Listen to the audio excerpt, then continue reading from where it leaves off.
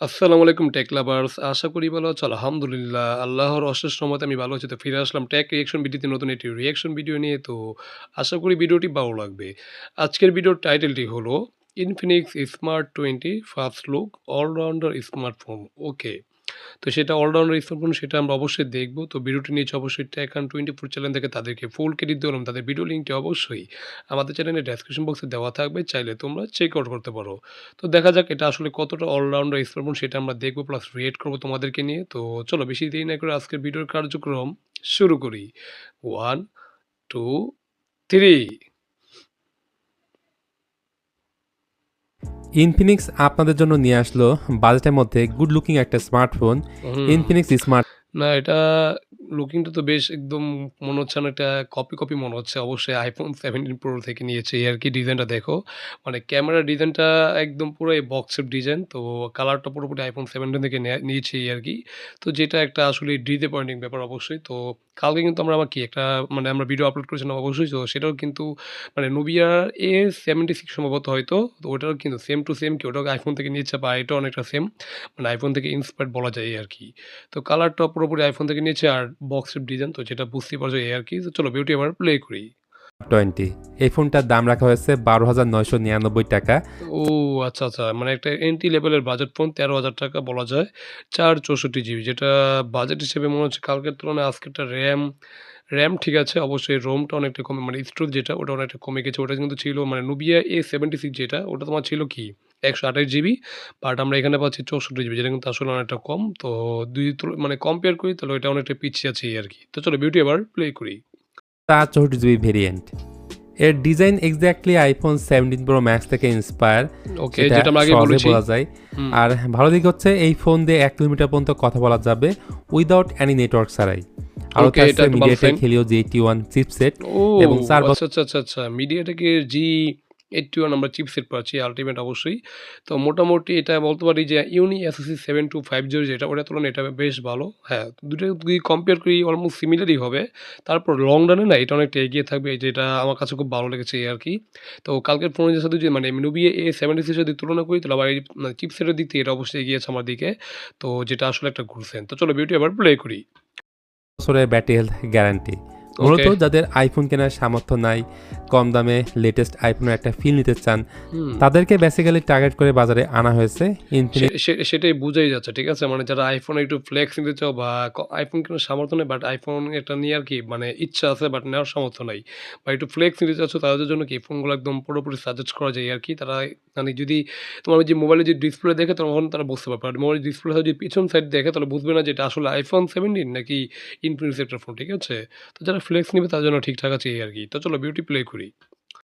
Smart 20 দুইটা phone পাশাপাশি রাখলে সহজে বোঝা যায় হুম, কে কাকে কপি করছে, সেটাই। বাট সেটা বড় বিষয় না। ফোনটা দেখতে কিন্তু ভাই অনেক সুন্দর। এই আসলেই। পুরো ফোনটা হচ্ছে প্লাস্টিক বিল্ড, হুম। IP64 এর রেটিং আছে, সো ধুলাবালি কিং IP64 এর রেটিংটাও ঠিকঠাক আছে বর্তমানে। যদিও 68 দিলেই পারত। কারণ এই বাজেটের মধ্যে আমরা 68 দেখেছি, 69 ও দেখেছি ইভেন।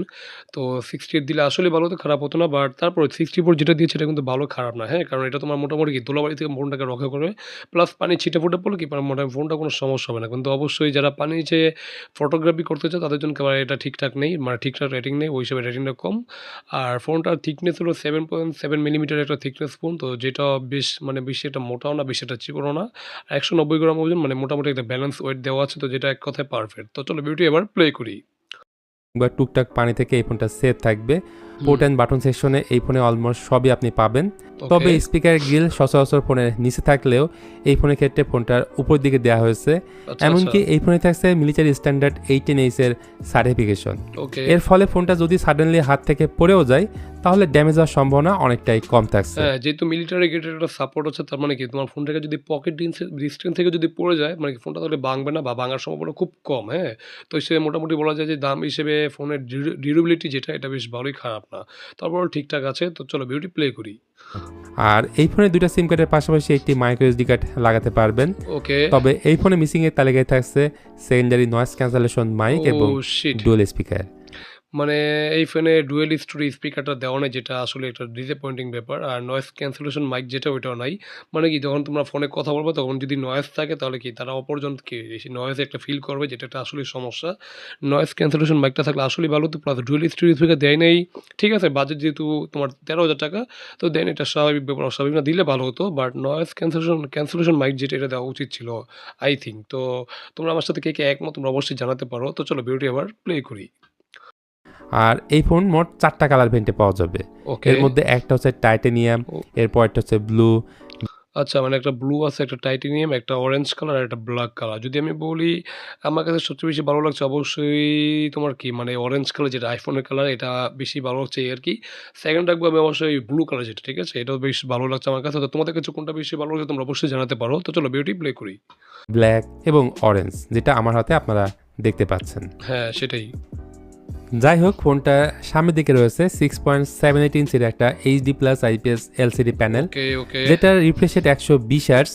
শুনতে ভালো লাগলেও বাট প্র্যাকটিক্যাল লাইফে ম্যাক্সিমাম 90 হার্টজ রিফ্রেশ রেটটাই পাবেন। হ্যাঁ, সেটাই। মানে যেহেতু তোমার ডিসপ্লেটা এইচডি প্লাস ডিসপ্লে পাচ্ছি, তার মানে কি এখানে রিফ্রেশ রেট পুরোপুরি ঠিকঠাকভাবে কাজ করবে না, এটাই স্বাভাবিক ব্যাপার। যদি 120 হার্টজ থাকে তাহলে তোমার 90 হার্টজ এর মতো পেতে পারো এই আরকি, বা 90 হার্টজ একটু কম পাবে। মানে কাছাকাছি আরকি।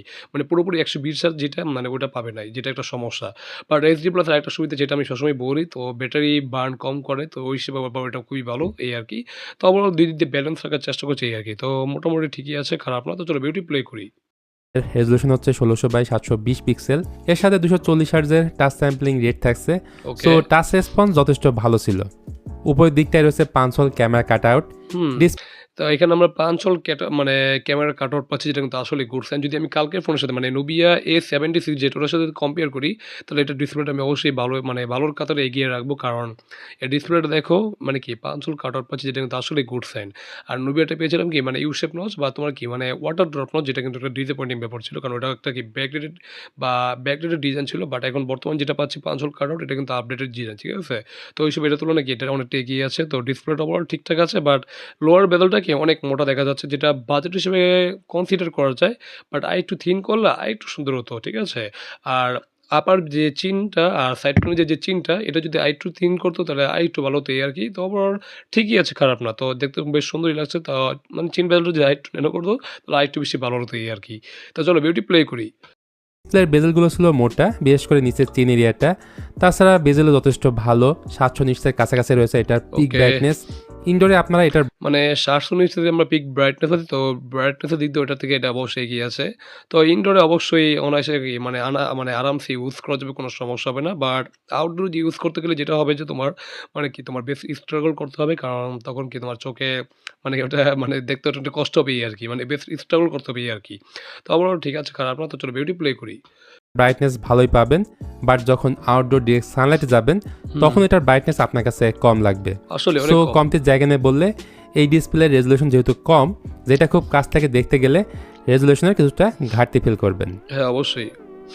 শুরুতে বলছিলাম যে এই ফোনটাতে ইনফিনিক্সের আল্ট্রা লিঙ্ক নামে একটা ফিচার রয়েছে, ওকে। যা দিয়ে আপনারা কোনো ধরনের ওয়াইফাই এমনকি ডেটা কানেকশন ছাড়াই কথা বলতে পারবেন, যেটা চাইলে আসলে গুড টেস্ট সাইন। করতে পারবেন।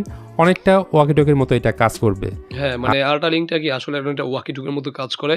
মানে ১ কিলোমিটারের মধ্যে যদি তুমি থাকো, এর মধ্যে যদি তোমার কোনো নেট না থাকে বা ওয়াইফাই না থাকে বা ডাটা অন না থাকে বা সিমও যদি না থাকে, তুমি কি মানে এই ইনফিনিক্স ডিভাইসের সাথে অন্য কোনো ইনফিনিক্স ডিভাইসের কি তুমি কি মানে নেটওয়ার্ক ছাড়া কি কথা বলতে পারবে, যেটা কিন্তু আসলে একটা গুড সাইন, বা যেটা বর্তমানে একটি ভালো একটা কি বলা যায়, ভালো একটা ফিচার বলা যেতে পারে এই আরকি, ঠিক আছে? তো যেটা আসলেই ভালো, খারাপ না। তো চলো ভিডিওটি প্লে করি। আর এটা মূলত কাজ করবে ইনফিনিক্সের যেসব ফোনে এই ফিচারটা আছে হুম। সেই সব ফোনে। সেটাই মানে মোটামুটি এই ফিচারটা যেসব ফোনে আছে অবশ্যই, তো সেসব ফোনে কি তুমি কাজ করতে পারবে। মানে ইনফিনিক্সেরই এসব যেসব ফোনে আছে এই ফিচার, সেই ফিচার মানে কি সেই ফোনের সাথে কি তুমি কথা বলতে পারবে। বাট বড় ইনফিনিক্স একটা ফোন নিলে আর অন্য একটা ইনফিনিক্সের ফোন নিলে বাট ওটার মধ্যে নাই, তার মানে কি তখন এটা আর কাজ করবে না। তো এটা অবশ্যই মাথায় রাখা উচিত। তো চলো বিউটি প্লে করি। এটা রেঞ্জ থাকে 1 কিলোমিটারের মধ্যে, হুম। যেটা ইনফিনিক্স নিজেই ক্লেম করছে। পারফরমেন্সের জন্য স্মার্টফোনে দেওয়া হয়েছে মিডিয়াটেক হেলিও G81 আলটিমেটের ওকে। একটা চিপসেট, যেটাতে রেগুলার কাজবাজ আপনারা আরামসে করতে পারবেন। হ্যাঁ, তবে অবশ্যই, হেভি অবশ্যই। কোনো কাজ করতে পারবেন না।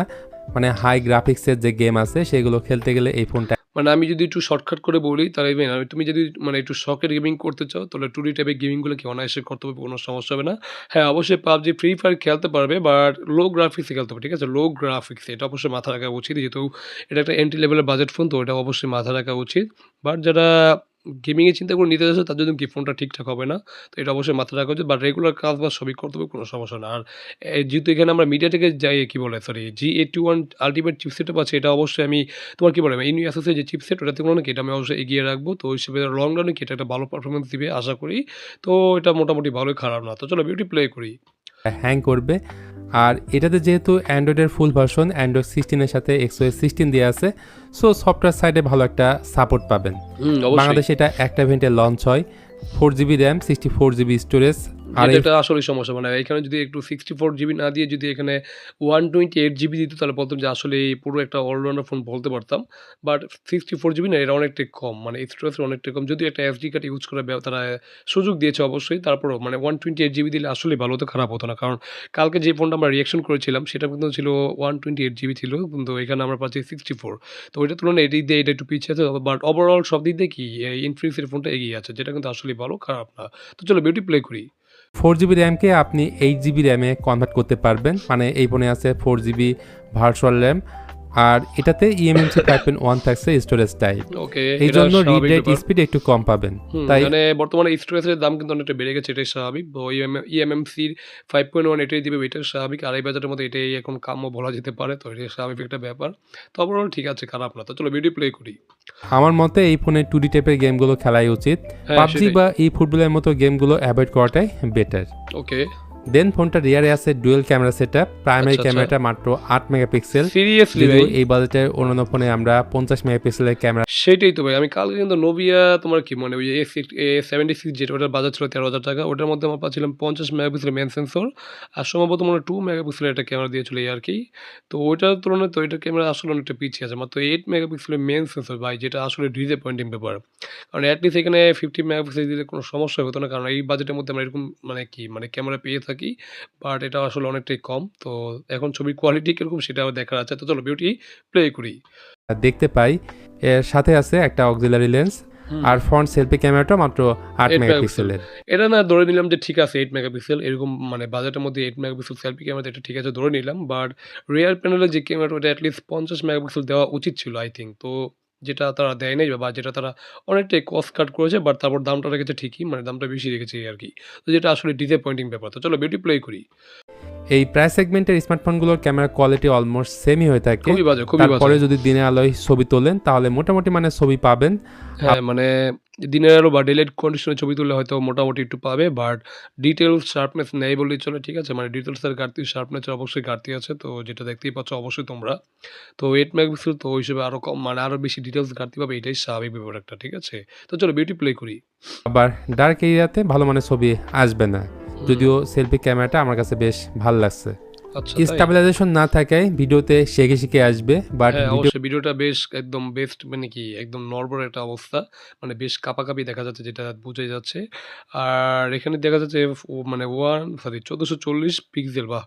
যেটা মানে ওই 180 একটু বেশি আরকি। তো ওভারঅল মোটামুটি ভিডিও কোয়ালিটি মোটামুটি বলা যায়। 30 এফপিএস এ ভিডিও শুট করতে পারবে এই আরকি। তো এটা যারা ওই যে মনে করো ইমোতে বা ভিডিও মানে ইমোতে বা WhatsApp এ ভিডিও কলে কথা বলো তাদের জন্য ঠিক আছে। বাট যারা কনটেন্ট ক্রিয়েটর আছে তাদের জন্য কি ঠিক নাই। তো ওই হিসেবে একটু ডিসঅ্যাপয়েন্টিং ব্যাপার। তো এই আরকি। তো চলো বিউটি প্লে করি। করা যাবে সর্বোচ্চ 2K 30 FPS এ। আচ্ছা, আচ্ছা। ফাইনালি আসি ফোনটার ব্যাটারির দিকে। ওকে। ফোনটিতে ব্যাটারি দেওয়া হয়েছে 5200 mAh। যেটাও কম, যেটাও কম। মানে ৫,২০০ এর মতো না দিয়ে এখানে যদি ৬,০০০ এর মধ্যে দিত তাহলে আসলে ভালো হতো। যদিও কালকেরটা যদি বলি মানে মানে Nubia A76 যেটা ওটা দিয়েছিল ৫,০০০ এমএএইচ ব্যাটারি, ওটার তুলনায় ২০০ এমএএইচ একটু বেশি আছে। বাট ৫,২০০ নয়, তারপরে না এটা অনেকটাই কম। এখানে যদি তোমার ৫,০০০ না দিয়ে ৬,০০০ দিত তাহলে বলতাম যে ঠিকঠাক ছিল এই আরকি। বাট আবার চার্জারটা পাচ্ছি ছোট ১৫ ওয়াটের, যেটা ওর মধ্যে কিন্তু ছিল ২২ ওয়াটের, ২২.৫ ওয়াটের, বাট এখানে পাচ্ছি ১৫ ওয়াট। তো চার্জারটা যদি বাজেট হিসেবে ধরি তো ঠিক আছে, কনসিডার করা যায়। বাট ৫,২০০ না, এটা অনেকটাই কম। ৬,০০০ দিলে আসলেই ভালো হতো এই আরকি। তো চলো ভিডিও প্লে করি। ব্যাটারি ব্যাকআপ যথেষ্ট ভালো পাবেন। ব্যাটারি নিয়ে কোনো আমার কমপ্লেন নেই, তবে ফোনের বক্সে রয়েছে মাত্র 15 ওয়াটের একটা চার্জার, ওকে। এবং চার্জ হতে মোটামুটি অনেক সময় লাগবে। এখন আপনাদের কাছে এই ফোনের কোন কোন বিষয়গুলো সবথেকে বেশি ভালো লেগেছে, কোনগুলো থাকলে বেশি ভালো হতো কমেন্টে জানাবেন। অবশ্যই, তবে অবশ্যই। আমি বললে এর ক্যামেরা সেকশনটা আরেকটু বেটার হতে পারতো। আর স্টোরেজ ভেরিয়েন্ট 428 দিলে ভালো হতো। অবশ্যই। পাশাপাশি ডুয়েল স্পিকারটা তো মাস্ট। সেটাই। তো এই ছিল ইনফিনিক্স স্মার্ট 20 নিয়ে আমার ওভারঅল একটা এক্সপিরিয়েন্স, যেটা আপনাদের সাথে শেয়ার করলাম। ভিডিওটি ভালো লাগলে please hit the like button, share করতে পারেন আপনার বন্ধুদের সাথে। আজকের ভিডিওটা এই পর্যন্তই। সবাই ভালো থাকবেন, দেখা হয়ে যাবে অন্য কোনো টপিকস নিয়ে খুব তাড়াতাড়ি। ওকে, আমরা এখানে ভিডিওটি শেষ করে দিই। হ্যাঁ, আমরা এখানে ভিডিওটি শেষ করে দিলাম। তো ইনফিনিক্স স্মার্ট 20 ফার্স্ট লুক সেটা আমরা দেখে নিলাম একটা রিভিউ। তো এটা আসলে বাজেট হিসেবে অনেকটাই কি বলা যায়, মানে অলরাউন্ডার ফোন আমি বলতে পারছি না, ঠিক আছে? যদিও এর চিপসেটটা বেশ ভালোই, মানে আমরা এটলিস্ট MediaTek-এর G81 আল্টিমেট চিপসেট পাওয়া যায়, যেটা আসলেই ভালো একটা চিপসেট। এই বাজারের মধ্যে বলা যায় সেরা। মানে মোটামুটি রেগুলার কাজও সব করতে পারবে এই আরকি। বাট এর ক্যামেরা সেকশনটা বা ব্যাটারি সেকশনটা অনেকটা পিছিয়ে আছে এই আরকি, যেটা আসলে ডিসঅ্যাপয়েন্টিং ব্যাপার। এখানে যদি ব্যাটারি আমরা 6000 mAh ব্যাটারি পেতাম তাহলে আসলেই ভালো হতো। আর ক্যামেরাতে পাচ্ছি রিয়ার প্যানেলের যে মেইন ক্যামেরা বা মেইন সেন্সর যেটা, ওটা পাচ্ছি 8 মেগাপিক্সেল, যেটা আসলে ডিসঅ্যাপয়েন্টিং ব্যাপার। এখানে যদি 50 মেগাপিক্সেল দিত তাহলে আসলে ভালো হতো এই আরকি। তো ওভারঅল ফোনটা ঠিকঠাক ছিল। আইপি রেটিংও মোটামুটি ঠিকঠাক ছিল এই আরকি। ওর ডিসপ্লে আমরা এইচডি প্লাস পাবো, এটাই স্বাভাবিক, অস্বাভাবিক কিছু না। বা আইপিএস এর ডিসপ্লে হিসেবে মোটামুটি কালারফুল বলা যায় খারাপ না। আর রেগুলার কাজ বাজ সবই করতে কোনো সমস্যা নেই এই আরকি। তো এটি ছিল মোবাইলের একটা ওভারভিউ। তো তোমাদের কাছে আজকের ভিডিওটি কেমন হলো তোমরা অবশ্যই কমেন্ট করে জানাতে পারো। ভালো লাগলে অবশ্যই লাইক, কমেন্ট, শেয়ার। চ্যানেলে নতুন হলে অবশ্যই আমাদের চ্যানেলটিকে must subscribe and get the bell icon. তো দেখা হবে নতুন কোনো রিঅ্যাকশন ভিডিওতে। সে পর্যন্ত তোমরা ভালো থাকো। আল্লাহ হাফেজ।